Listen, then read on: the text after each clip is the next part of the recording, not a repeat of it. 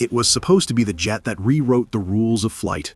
A razor-sharp flying triangle designed to outrun every Allied bomber and leave even the fastest fighters choking in its wake. A machine so far ahead of its time that it looked like it belonged in the 1960s, not the middle of World War II. But here's the twist. This futuristic aircraft never flew a single mission. In fact, it barely even made it past the prototype stage. And yet its story is one of the most fascinating glimpses into how desperation, innovation, and sheer imagination collided in the darkest days of the war.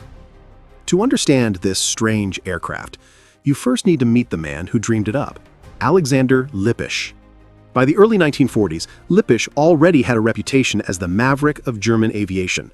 While others stuck with conventional wings and tailplanes, he was obsessed with something different, the flying wing. Lippisch wasn't a wild-eyed dreamer scribbling fantasy planes on the back of napkins. He had already proven himself with one of the most dangerous aircraft of the war, the Messerschmitt Me-163 Comet, a rocket-powered interceptor that could climb faster than anything else in the sky. It was brutal, unstable, and often deadly to its own pilots. But it showed what Lippisch was capable of, taking insane ideas and forcing them into reality. But by 1943, Germany's situation was spiraling, Allied bombers pounded cities daily, and the Luftwaffe was slowly losing control of the skies. That's when Lippisch made a bold move. He left Messerschmitt and returned to Vienna, joining the Aeronautical Research Institute. Away from the worst of the bombings, he began sketching something radical. His vision wasn't just another fighter plane. It was a shape so pure and uncompromising that it looked more like a blade than an aircraft. A machine that could cut through the sky with no tail, no pods, no wasted weight. He called it the P-11211, though inside the lab, it had another nickname, Delta 6. And for Lippisch, it wasn't more than a project, it was a challenge to the very rules of aerodynamics, and maybe even a glimpse of what aircraft would look like decades into the future. When engineers first saw the sketches of Lippisch's new aircraft, the question was immediate. How on earth was this supposed to fly? No tailplane, no external engines, no stabilizers sticking out at odd angles, just a triangular slab of wing sharpened like an arrowhead. It looked less like an airplane and more like a weapon. But that was exactly the point. Lippisch wanted a machine stripped of everything unnecessary. No drag, no wasted space, no compromise. The two jet engines weren't hanging outside the body like every other fighter. Instead, they were buried deep inside the wings themselves, their intakes carefully hidden at the wing roots. This meant less drag and a cleaner shape, something that could slice through the air with almost surgical precision. Up front, the pilot sat crammed into a blunt nose cone with a limited forward view. It wasn't comfortable, but it didn't need to be. This wasn't a plane designed for leisurely flights or dogfighting spirals. It was meant to appear out of nowhere, strike, and disappear before the enemy even realized what happened. And here's where things get really wild. The Reich Air Ministry was actually interested. On paper, the P-11 wasn't just another prototype, it was Lippisch's entry into what they called the 1000 by 1000 by 1000 program, a near impossible challenge that demanded a plane capable of flying 1,000 kilometers, carrying a 1,000-kilogram bomb, and reaching 1,000 kilometers per hour. Most aircraft of the 1940s could barely scratch half those numbers, yet here was a triangular jet promising to shatter them all at once. It wasn't a rework of a Messerschmitt or an upgrade of a Focke-Wulf. It was something entirely different, something that looked like it had skipped decades of development and jumped straight into the future. If you saw it on a runway, you wouldn't think 1944 fighter jet, you'd think 1960s interceptor. That's how far ahead this design seemed. And the crazy part, Lippisch was only just getting started. The deeper you look into the P-11, the more it feels like a jet that slipped out of the wrong decade. In 1944, most fighters were still piston-driven, clawing their way to 600 kilometers per hour on a good day. Even the early jets like the Me-262 were just breaking into the 800s, but Lippisch's design? It aimed for over 1,000 kilometers per hour, a number that sounded almost impossible back then. The numbers alone are staggering. a wingspan of just over 10 meters, a weight of 7.5 tons when fully loaded, and yet it was expected to cruise for 3,000 kilometers, 3 times the range of many jets at the time. Hidden inside those sleek wings were 2 UMO-004B turbojets, each producing nearly 9 kilonewtons of thrust. Combined with the razor-thin profile, the P-11 was meant to climb fast, strike fast, and vanish before the enemy escorts even had time to react. But speed wasn't the only futuristic trick. The P-11 didn't even bother with a horizontal tailplane. Instead, it used something called elevons, a hybrid of elevators and ailerons, built directly into the trailing edge of the wing. With a single motion, they controlled both pitch and roll, a system that would later become standard on modern delta-wing aircraft. Add in twin vertical fins for stability, and you had a control setup far closer to a Cold War interceptor than a World War II prototype. Even the landing gear was ahead of its time. The nose wheel folded neatly forward, while the main wheels tucked sideways into the wings. Clean, efficient, aerodynamic. Every piece of the design screamed, "This is not a wartime stopgap. This is the future." Looking at it now, it's hard not to wonder, what would have happened if it had actually flown? Could it have changed the balance in the skies over Europe? Or would it have just been another overhyped wonder weapon that collapsed under the weight of Germany's crumbling war machine? For all the futuristic drawings and technical papers, there's only one way to know if a radical design can actually work. You have to build it. Lippisch knew this, and so the very first version of his flying triangle took shape, the P-11 V1. But this wasn't the sleek, jet-powered interceptor he dreamed of. The V1 was a glider, carved from wood, stripped of engines, weapons, even radar.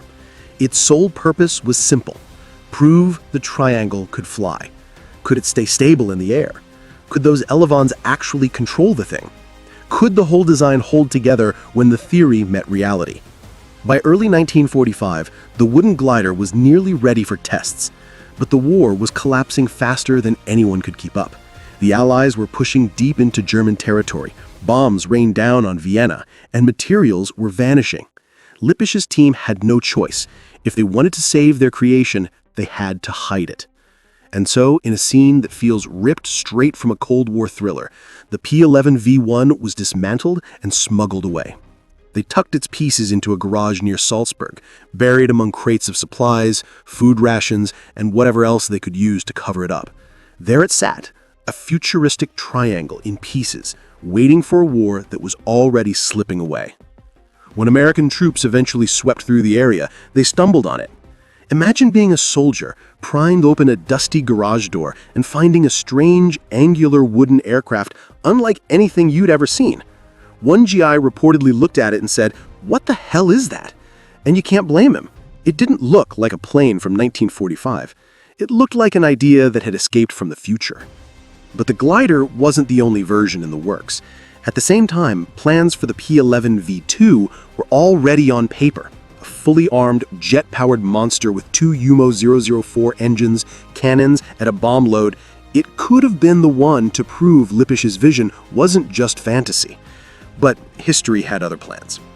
The P-11 V2 was supposed to be the one that proved everything. Unlike the wooden glider, this version was designed to roar into the skies with the power of 2 UMO-004B jet engines, the same type that pushed the Me-262 into history as the world's first operational jet fighter. Armed with heavy Mk-10 cannons and capable of carrying up to 1,000 kilograms of bombs, the P-11 V2 would have been more than just a sleek prototype. It would have been a true predator, built to climb higher and faster than anything else and strike bomber formations with terrifying precision. But if the P-11 symbolized the future, the reality of 1945 Germany symbolized the end. The Reich was collapsing. Factories were being bombed out of existence. Materials were scarce, and engines, the lifeblood of any jet project, were disappearing. The few Jumo 004Bs still being built were redirected to priority projects like the Me-262, leaving Lippisch's triangle with nothing to power it. Time was just as cruel as supply chains. By the time parts of the V2's frame were being prepared, the war was in its final chaotic months. Allied bombing raids hammered Vienna, Blackouts and shortages slowed every project. Entire facilities were dismantled or destroyed before the P-11 could take its first flight. And so, the jet that was supposed to break the sound barrier of imagination never even left the ground. No taxi tests, no engine runs, not even a roll down the runway. The V-2 remained incomplete, just another set of blueprints and fragments swallowed by the collapse of the Third Reich. It's almost ironic, the P-11 wasn't destroyed in combat, and it wasn't rejected by engineers. It was simply crushed by time, by shortages, by the sheer chaos of a war already lost. A design meant to leap into the future was instead buried in the ruins of the present. To understand why Lippisch's P-11 mattered, you have to picture the skies over Europe in 1944. Day after day, waves of Allied bombers, B-17 Flying Fortresses, B-24 Liberators, and Lancaster heavy bombers swept across the continent in massive formations, dozens at a time, sometimes hundreds. Engines thundered overhead like rolling storms. Below, entire cities burned. The Luftwaffe was running out of answers. Conventional fighters like the Bf-109 or FW-190 could shoot down bombers, but they were too slow, too fragile, and increasingly outmatched by Allied escort fighters like the P-51 Mustang. Every mission turned into a brutal slugfest, and Germany was losing more pilots and aircraft than it could possibly replace. What the Luftwaffe needed wasn't another dogfighter. It needed a disruptor. A plane that could appear out of nowhere, tear into a bomber formation, and vanish before the escorts could react. No twisting spirals, no drawn-out battles, just speed, power, and precision. That was the role the P-11 was built for. With its projected top speed of over 1,000 kilometers per hour, it could have closed in on bomber groups before the enemy even spotted it. Its heavy cannons were designed to rip through the thick armor of Allied bombers, while its range would have allowed it to strike deep behind enemy lines. One P-11 had the potential to inflict more damage than entire squadrons of conventional fighters, at least on paper.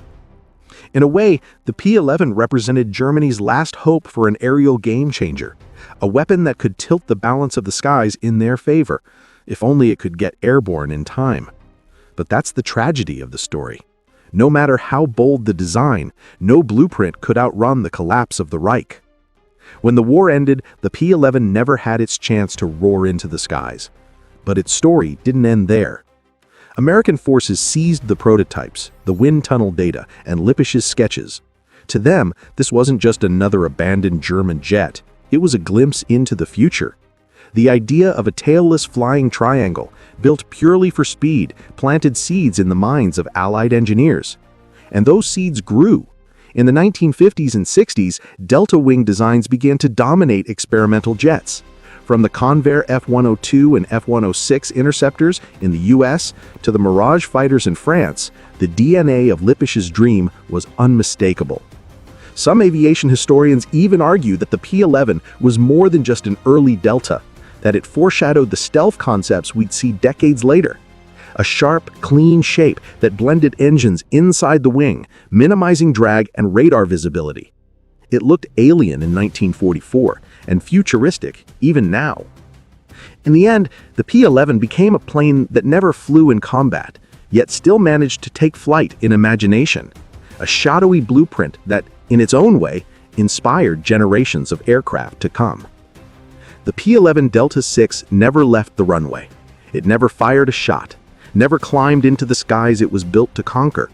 But in a way, it still flies. Every time a Delta Wing fighter slices through the air, every time engineers dare to design something radical, echoes of Lippisch's vision live on. It was a jet born 2 decades too early, a machine that existed more in imagination than in reality. Yet its boldness shaped the future of flight. So here's the question. If the P-11 had actually flown, would it have changed the course of the war? Or was it always destined to remain just a dream on paper? Let me know your thoughts in the comments below, and tell me which unforgotten aircraft you'd like to see uncovered next.